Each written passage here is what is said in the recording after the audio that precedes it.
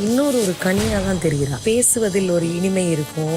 Hi friends, வணக்கம். Big பாஸ்னுடைய second promo release பண்ணியிருக்காங்க. இந்த செகண்ட் ப்ரோமோவில் எவ்வளோ எச்சத்தனம், எவ்வளோ கேடுகட்டத்தனம், எவ்வளோ மோசமான ஆட்டிடியூடு, எவ்வளோ மோசமான எண்ணங்கள். Parvathy fans, Parvathy PR team, Parvathy சொம்பூஸ் பாருங்கள் எவ்வளோ கேவலமாக யோசனை பண்ணிட்டு இருக்காங்க, பேசிட்டு இருக்காங்க.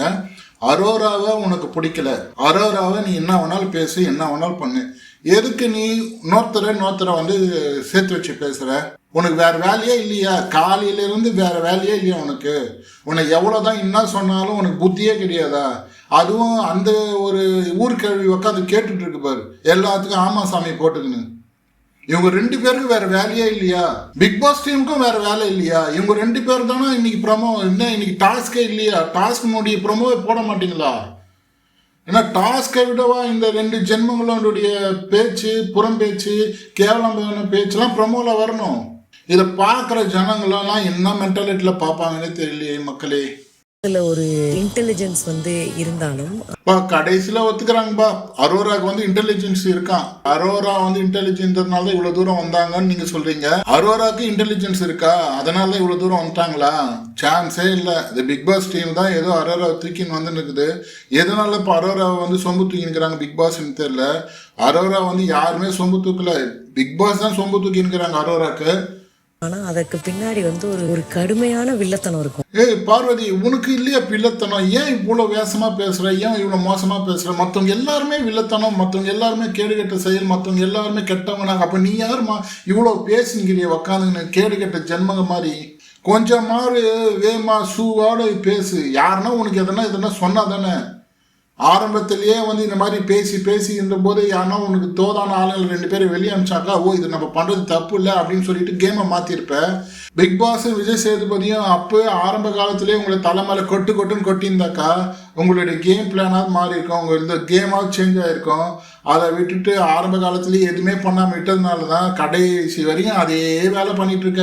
எது பண்ணாலும் உனக்கு கேமரா கிட்ட புலம்புவ, இல்லைன்னா உனக்கு தோதான ஆள் யாரு? கலையரசன், திவாகர், கம்ருதீன், அப்புறம் இப்போ வந்து இந்த ஒரு விஷசான்றா. இவங்க மூணு பேராவது பரவாயில்ல. திவாகரும் இந்த விஷசான்றாவும் தான் ஒஸ்ட்டு. நம்மளை மென்டலி இங்கெல்லாம் வந்து அட்டாக் பண்ணிட்டாங்கன்னா அதை மீறி வர்றதுக்கு எனக்கு கொஞ்சம் டைம் எடுக்கும். நீ எதுக்குமா நீ டைம் எடுத்துக்கிற? உடனே சேஞ்ச் ஆகுறியம்மா. நேற்று நடனா கமருதி விஷயத்தில் அப்படி பேசினேன், நேற்று நடனாக்கா கமருதின்கிட்ட அப்படி நடந்துக்கினேன். போன வாரம் ஃபுல்லாக கமருதின் ஏறினா ஒன்று, ஆனாலும் நீ சைலண்ட்டாக போயிட்டு இருந்த. நேற்றுலேருந்து நானாக்கா அவன் கொஞ்சம் சாஃப்டாக போயின்னு இருந்தாலும் நீ அவனை ட்விஸ்ட் பண்ணி ட்ரிகர் பண்ணி அவனை கெட்டவன் ஆக்கிட்டு இருக்க. கமருதீனை நேற்று ஃபுல்லாக அவனை கெட்டவனை காட்டுறதுக்கு பிளான் பண்ணேன். இப்போ அரோராவா? இன்னைக்கு அரோராவா? உனக்கு இன்னி டார்கெட் வந்து அரோராவா? நியாயமான காரணங்களை முன் வச்சு நீ வந்து நேருக்கு நேர் வந்து போட்டி போடலாம். நேருக்கு நேர் போட்டி போடலாம், பின்னாடி நின்று போட்டி போடலாம், சைட்லேருந்து போட்டி போடலாம், தலை மேலே ஏறி நின்று போட்டி போடலாம். நீ பண்ணலையா? நீ பண்ணது தானே அவங்களும் பண்ணுறாங்க. முக்கோண காதல் அரோராவனுடைய ஸ்ட்ராட்டஜியாக இருக்கலாம். இன்னைக்கு ரெண்டு பேரும் உட்காந்து பேசல, ஊருக்கே விஷத்தை தூவல, எல்லார் மனசுலையும் விஷத்தை தூவின்னு இருக்கீங்களா உக்காந்துங்கன்னு. இப்போ இதுவே நீங்கள் ஸ்ட்ராட்டஜின்னு சொல்வீங்க, அதே போல் அவங்களுடைய ஸ்ட்ராட்டஜி. ஆனால் இந்த பின்னாடி போய் பண்ணக்கூடாதா?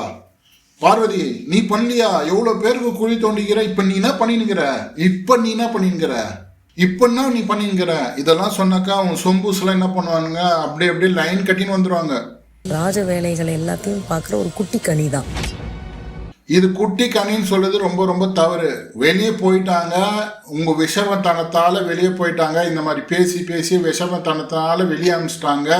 இதுவும் உங்களுக்கு பத்தலைன்னும் போது நீங்கள் அரோரா ஈக்குவலுக்கு வந்து கனியெல்லாம் பேசுறது ரொம்ப தப்பு. அரோரா ஈக்குவல்லாம் கனி கிடையாது. கனிலாம் வந்து வேற நல்ல கேம் விளையாட்டு போனாங்க. இவங்களையும் அரோராவையும் ஈக்குவல் பண்ணி பேசக்கூடாது. அரோரா கேவலமாக விளையாடிட்டு இருந்தாங்க. நீங்கள் உங்கள் சைட்லேயே உங்களுடைய பார்வையிலேயே பார்த்தா கூட அரோரா கேவலமான விளையாட்டு விளையாடி இருந்தாங்க. முதல்ல 5 வாரத்துக்கு ஒன்றுமே பண்ணலை. அதுக்கு அடுத்தது துஷாருன்னாங்க, அதுக்கப்புறமா கமருதீனாங்க, இப்போ பார்வதி, கமருதீன், அரோரா. இவங்க 3 பேருடைய முக்கோண காதல் வச்சு இவ்வளோ நாள் வந்துட்டு கடைசியில் இப்போ நீங்கள் நல்ல மாதிரி வேஷம் போட்டு விளையாடிட்டு இருக்காங்க. இவங்களையும் கனியும் ஒன்றா பேசி மாட்டிக்காத பார்வதி. கண்ணினுடைய ஃபேன்ஸு, கண்ணினுடைய சப்போர்ட்டர்ஸ்லாம் வந்து பார்த்தீங்கன்னாக்கா, நீ இந்த பக்கம் பேசு அப்படின்னு சொல்லிட்டு போயிடுறாங்க மக்களே. யாரும் அக்ரெசிவாக கண்ணிக்கு சப்போர்ட்டாக வந்து யாரும் அக்ரெசிவாலாம் கமெண்ட்ஸ் பண்ணுறதில்ல. கனிக்கு சப்போர்ட்டாக பேசுகிறவங்களுக்கு கூட வந்து பார்த்தீங்கன்னாக்கா யாருமே வந்து தூக்கி கொடுறதில்ல. நீ பேசுனா பேச போடி, முன்னாடி என் கனி பற்றி எனக்கு தெரியும் அப்படின்னு சொல்லிட்டு போயிடுறாங்க. ஸோ மக்களே, இந்த வீடியோ உங்களுக்கு பிடிச்சிருந்தா லைக் அண்ட் ஷேர் பண்ணுங்கள், கமெண்ட் பண்ணுங்கள். அடுத்த வீடியோவில் உங்களை சந்திக்கிறேன். நன்றி, வணக்கம் மக்களே.